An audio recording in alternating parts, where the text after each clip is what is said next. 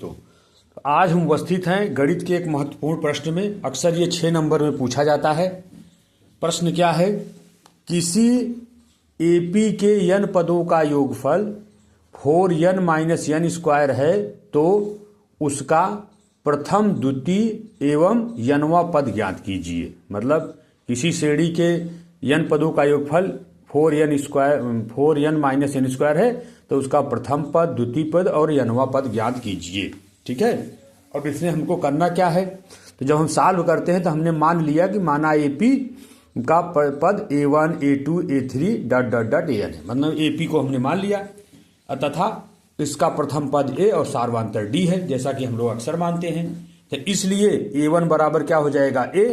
ठीक है, प्रथम पद a के बराबर होता है। और a2 बराबर क्या हो जाएगा? a plus d। मतलब प्रथम पद में जब सर्वांतर जोड़ दिया जाता है तो दूसरा पद मिल जाता है।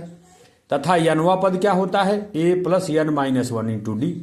तो ये इतनी चीजें, अगर एपी a1 a2 a3 है तो ये इतनी चीजें हमारी उसमें मिल जाती है। किंतु हमको ज्ञात है कि Sn बराबर n पदों का योगफल Sn बराबर 4n square minus 4n minus n square दिया है। अब हम जब पहला पद निकालना होगा तो माना एपी के प्रथम पद का योगफल S1 है। तो इस फार्मूले में जब हम S1 मतलब पहला पद यानी n बराबर 1 रखेंगे तो हमको पहला पद मिल जाएगा।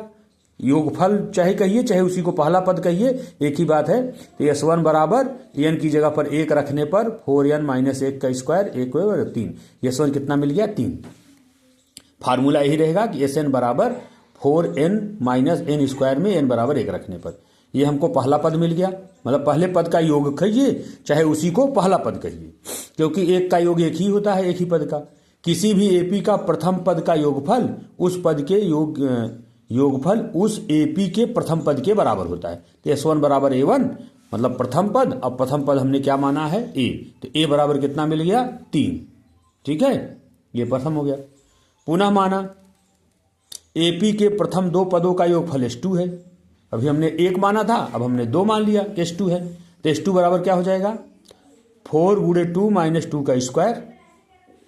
इसी फार्मूले में n की जगह पर हमने 2 रख दिया। तो ये कितना आ गया? 4 दूनी 8, 2 दूनी 4, 8 में से 4 गए 1, S2 बराबर 2 मिल गया। यहीं पे हम लिखे Sn में Sn बराबर 4n square minus n square में n बराबर 2 रखने पर। ठीक है, S2 बराबर 4 मिल गया।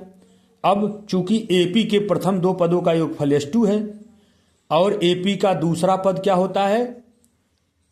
तो एपी का दूसरा पद ये फार्मूला होता है, 2 पदों के योग में से जब पहला पद घटा दिया जाता है प्रथम पद का योग तो दूसरा पद मिल जाता है। तो S2 में से हमने S1 घटा दिया, हमको मिल गया क्या? श्रेणी का दूसरा पद मिल गया। अब हम D निकालेंगे। तो D क्या होता है? सार्वंतर। दूसरे पद से जब पहले पद को घटाया जाता है तो सार्वंतर मिल जाता है। सूत्र है, ये पढ़े होंगे, a2 माइनस a1। तो 1 माइनस 3 करेंगे तो सर्वांतर कितना आ जाएगा? -2।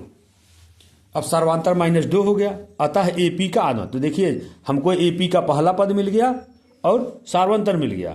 तो nवां पद ज्ञात करेंगे। तो nवां पद का फार्मूला क्या होता है? a plus n minus 1 into D से बराबर 3 प्लस n माइनस 1 इंटू -2। ठीक, 3 हो गया। अब -2n और +2 तो 2 2 5 हो गया। an बराबर 5 माइनस 2n।